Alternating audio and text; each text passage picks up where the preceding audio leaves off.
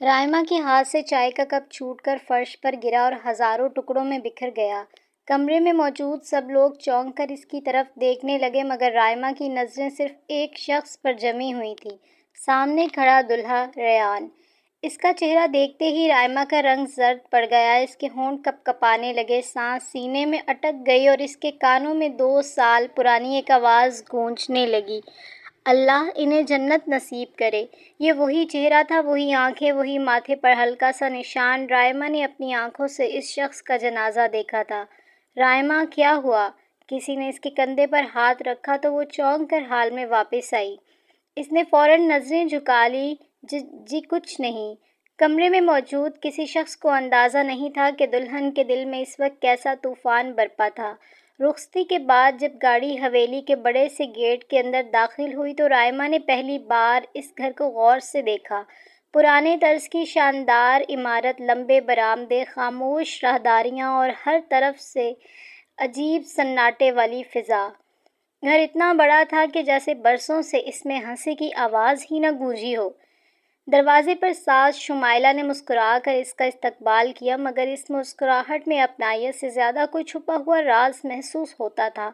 دیور شاہ زیب نے بھی رسمی مبارکباد دی، لیکن اس کی نظریں بار بار رائما کے چہرے پر رک جاتی تھیں، جیسے وہ کسی بات سے خوفزدہ ہو۔ رائما نے دل ہی دل میں خود کو سمجھایا، شاید میں ہی زیادہ سوچ رہی ہوں، ہو سکتا ہے ریان سے ملتا جلتا کوئی اور شخص ہو، لیکن دل ماننے کو تیار نہیں تھا۔ رات گہری ہو چکی تھی، وہ اپنے کمرے میں اکیلی بیٹھی ریان کا انتظار کر رہی تھی۔ دروازہ آہستہ سے کھلا، ریان اندر آیا، مگر اس نے دلہن کی طرف دیکھنے کے بجائے سیدھا الماری کھولی، ایک پرانی چابی نکالی اور جیب میں رکھ لی۔ بغیر کچھ کہے واپس مڑنے لگا۔ رائما سے رہا نہ گیا، ایک بات پوچھ سکتی ہوں؟ ریان رک گیا، مگر پلٹا نہیں۔ جی؟ رائما نے دھڑکتے دل کے ساتھ کہا، کیا ہم پہلے کبھی ملے ہیں؟ چند لمحوں تک کمرے میں مکمل خاموشی چھائی رہی، پھر ریان نے آہستہ آہستہ گردن موڑی۔ اس کی آنکھوں میں ایک ایسی گھبراہٹ تھی جیسے یہ سوال سننے سے وہ برسوں سے ڈر رہا ہو۔ ریان کچھ لمحوں تک خاموش کھڑا رہا، اس کی نظریں رائما کے چہرے پر جمی تھیں، جیسے وہ اندازہ لگانے کی کوشش کر رہا ہو کہ رائما کو آخر کیا یاد آ گیا ہے۔ پھر اس نے ہلکی سی مسکراہٹ کے ساتھ کہا، نہیں، شاید آپ کو کسی اور سے غلط فہمی ہوئی ہے۔ اتنا کہہ کر وہ کمرے سے باہر چلا گیا۔ رائما کو اس جواب میں اطمینان کے بجائے ایک عجیب سا خوف محسوس ہوا۔ اگر واقعی وہ غلط تھی تو ریان کے چہرے پر وہ گھبراہٹ کیوں آئی تھی؟ رات کے تقریباً 12 بجے اچانک دروازہ بند ہونے کی ہلکی سی آواز آئی۔ رائما کی آنکھ کھل گئی، اس نے دیکھا ریان کمرے میں نہیں تھا۔ اس نے فوراً شال اوڑھی اور دبے قدموں باہر نکل آئی۔ لمبے برآمدے میں ہلکی ہلکی روشنی تھی۔ ریان تیزی سے چلتا ہوا پچھلے حصے کی طرف جا رہا تھا۔ رائما فاصلے سے اس کے پیچھے چلنے لگی۔ حویلی کے پچھلے صحن میں ایک چھوٹا سا پرانا کمرہ تھا جس کے بارے میں دن میں نوکروں نے کہا تھا کہ وہ ہمیشہ بند رہتا ہے۔ ریان نے جیب سے وہی پرانی چابی نکالی، دروازہ کھولا اور اندر داخل ہو گیا۔ رائما دیوار کے ساتھ لگ کر کھڑکی کے قریب پہنچی۔ کھڑکی کا ایک شیشہ ٹوٹا ہوا تھا۔ اس نے اندر جھانکا۔ کمرے میں ایک بوڑھا شخص بستر پر لیٹا تھا۔ ریان اس کے پاس بیٹھا، اس کے ہاتھ پر ہاتھ رکھا اور دھیمی آواز میں بولا، ابا جان، میں نے آپ سے وعدہ کیا تھا، جب تک اصل مجرم سامنے نہیں آتا میں کسی کو سچ نہیں بتاؤں گا۔ رائما کے جسم میں جیسے بجلی دوڑ گئی۔ ابا جان؟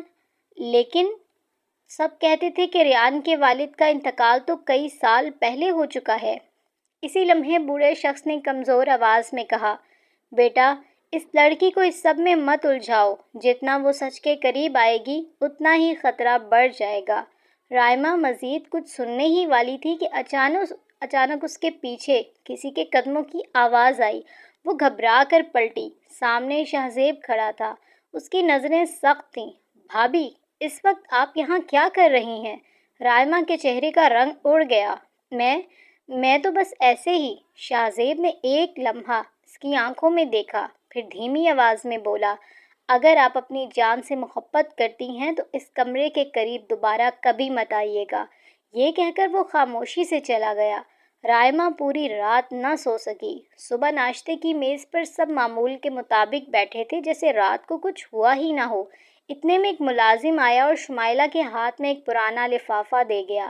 شمائلہ نے لفافہ کھولا تو اس کا چہرہ یکدم زرد پڑ گیا۔ اس نے جلدی سے لفافہ اپنے پرس میں رکھ لیا، مگر رائما کی نظر اس پر لکھے صرف 2 الفاظ پر پڑ چکی تھی: ریان مرحوم۔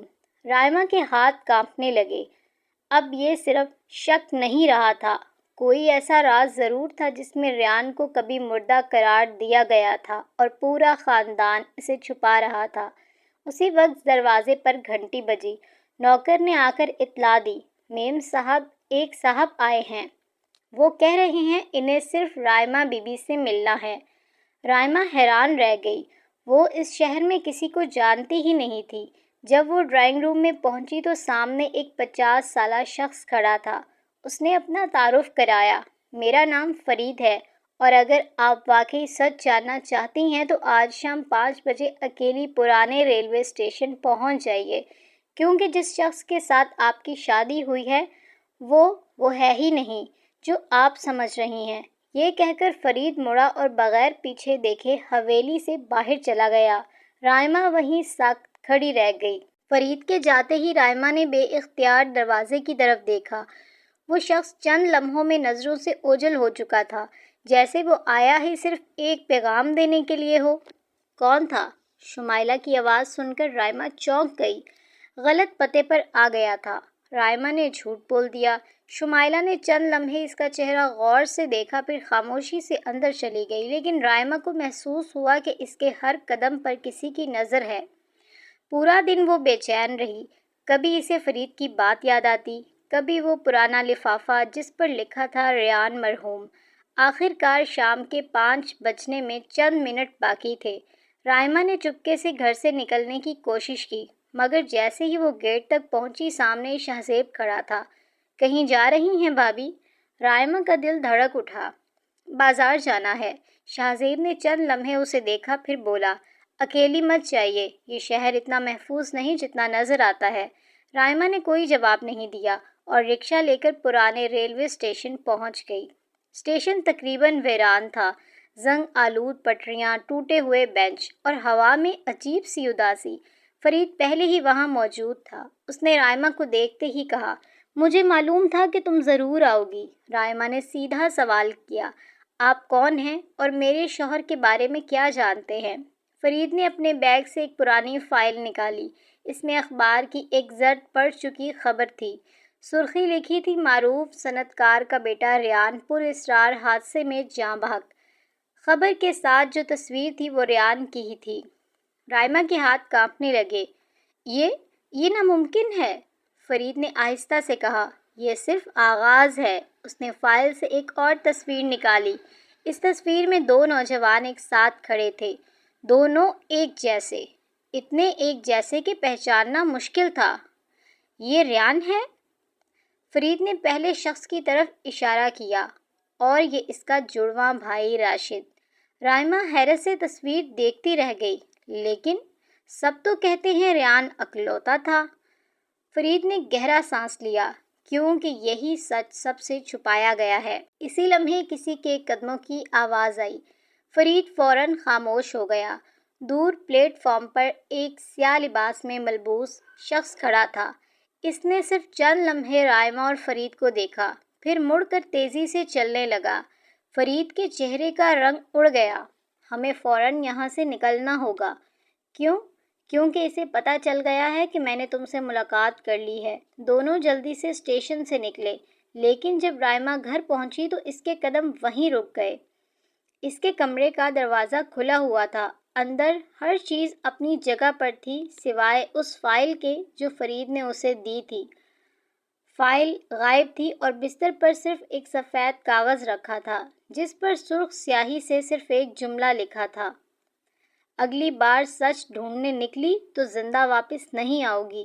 رائما کا گلا خشک ہو گیا۔ اسی لمحے اس نے محسوس کیا کہ اس کے کمرے کی کھڑکی کے باہر کوئی کھڑا ہے۔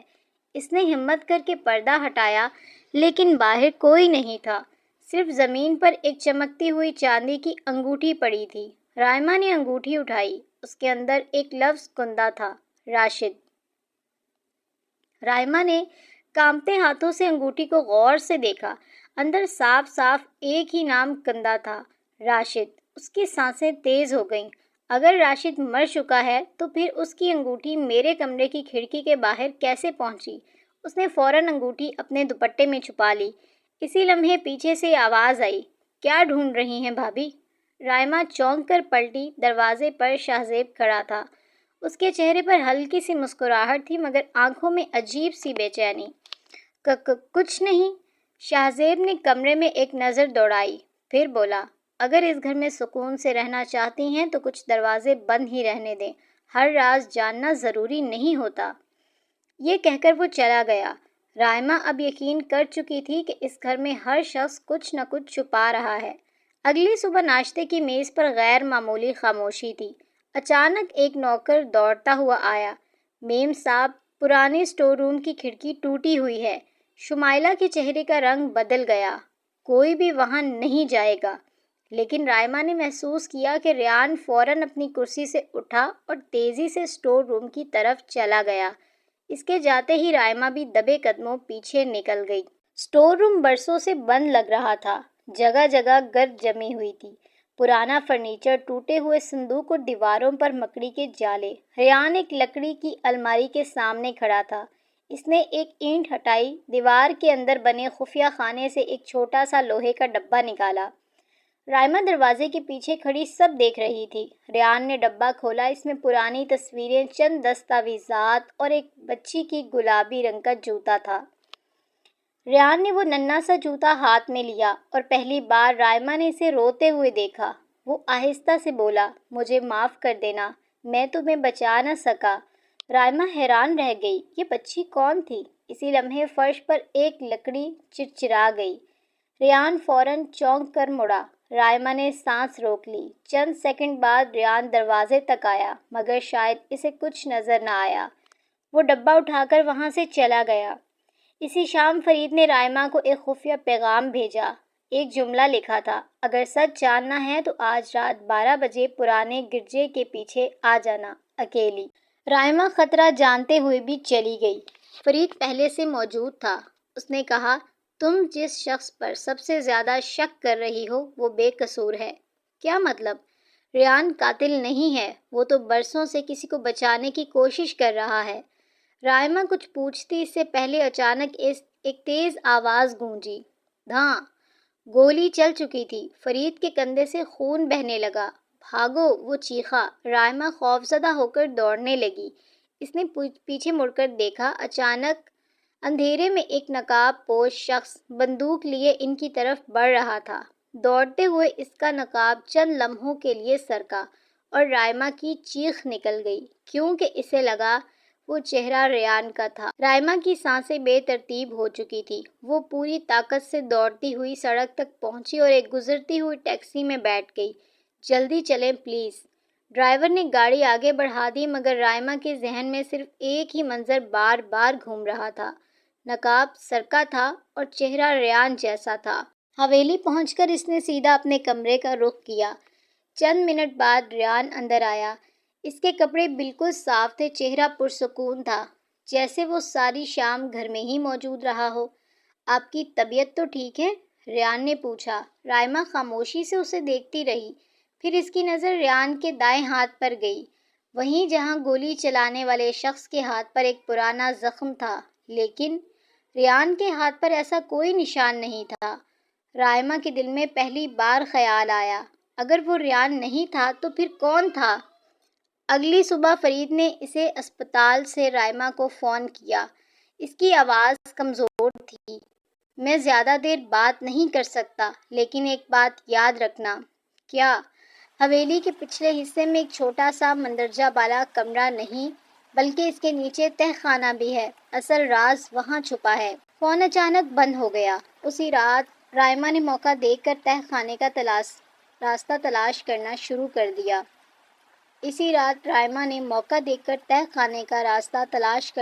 کر دیا۔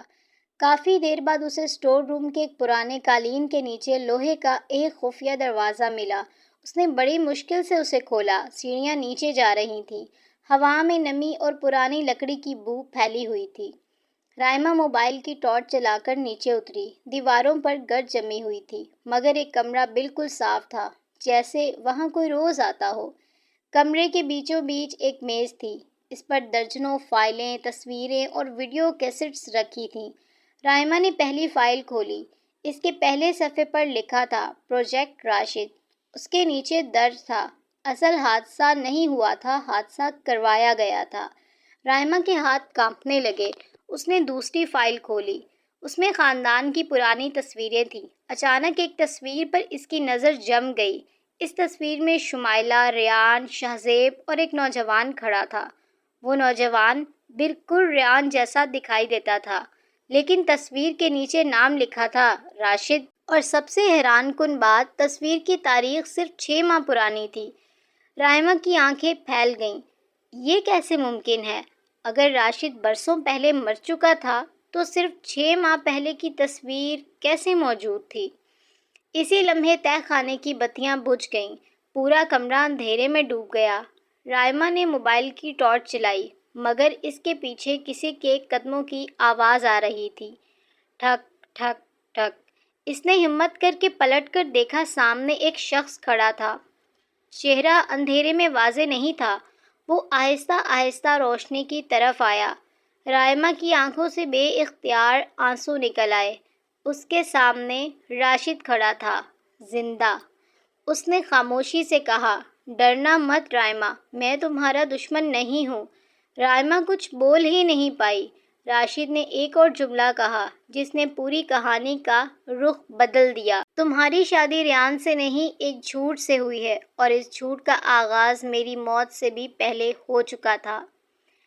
اسی لمحے اوپر سے کسی کے بھاگنے کی آواز آئی۔ راشد نے فوراً رائمہ کا ہاتھ پکڑا۔ وہ آ گئے ہیں۔ اگر آج ہم یہاں سے نہ نکلے تو صبح ہماری لاشیں ملیں گی۔ راشد نے رائمہ کا ہاتھ مضبوطی سے پکڑا اور تہہ خانے کے پچھلے حصے کی طرف دوڑ پڑا۔ وہاں ایک تنگ سا خفیہ راستہ تھا جو برسوں پہلے بند معلوم ہوتا تھا۔ دونوں جیسے ہی باہر نکلے، پیچھے سے کئی لوگوں کی قدموں کی آوازیں گونجنے لگیں۔ انہیں پکڑو! رائمہ نے مڑ کر دیکھا، سب سے آگے شہزیب تھا، لیکن اس کے ہاتھ میں ہتھیار نہیں تھا۔ اس کے پیچھے 2 نامعلوم آدمی تھے۔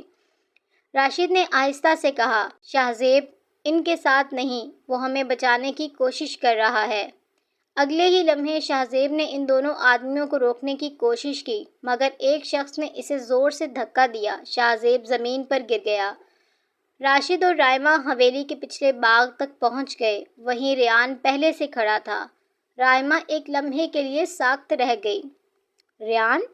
ریان نے دھیمی آواز میں کہا، آج مزید کوئی جھوٹ نہیں بولوں گا۔ اس نے اپنی جیب سے ایک پرانا لفافہ نکالا۔ 2 سال پہلے جس جنازے میں تم گئی تھی وہ میرا نہیں تھا۔ رائمہ نے نظریں راشد کی طرف اٹھائیں۔ ریان نے بات مکمل کی، وہ راشد کا بھی نہیں تھا۔ پھر کس کا تھا؟ ریان نے آنکھیں بند کر لیں۔ وہ ہمارے محافظ کا جنازہ تھا۔ اس نے ہماری جان بچانے کے لیے اپنی جان قربان کی، اور دشمنوں کو یقین دلانے کے لیے دنیا کے سامنے ہمیں موت کا ڈرامہ رچایا گیا۔ رائمہ حیرت سے دونوں بھائیوں کو دیکھتی رہ گئی۔ لیکن یہ سب کیوں؟ اسی لمحے شمائلہ آہستہ آہستہ ان کی طرف آئی۔ اس کی آنکھوں سے آنسو بہہ رہے تھے، کیونکہ تمہارے سسر کے بزنس پارٹنرز نے ہماری پوری فیملی کو ختم کرنے کی قسم کھا لی تھی۔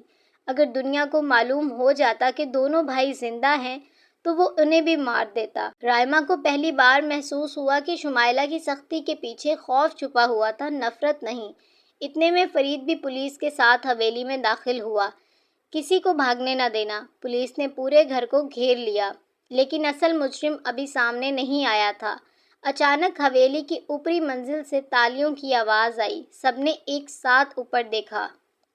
سیاہ لباس پہنے ایک شخص بالکنی میں کھڑا تھا۔ اس نے آہستہ آہستہ اپنا نقاب اتارا۔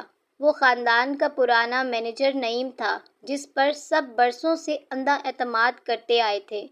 نعیم ہنسنے لگا، تم سب نے ہمیشہ گھر والوں پر شک کیا، اور اصل کھیل میں کھیلتا رہا۔ اس نے اعتراف کیا کہ جائیداد پر قبضہ کرنے کے لیے اس نے دشمنوں کے ساتھ مل کر جھوٹا حادثہ، جعلی دستاویزات اور قتل کی سازش تیار کی تھی۔ اس نے فرید پر حملہ کروایا، اس نے ریان مرحوم والے کاغذات بنوائے اور اس نے خاندان کو برسوں خوف میں زندہ رکھا۔ نعیم بھاگنے کی کوشش کرنے لگا مگر شاہزیب نے آگے بڑھ کر اسے پکڑ لیا۔ چند لمحوں بعد پولیس نے اسے گرفتار کر لیا۔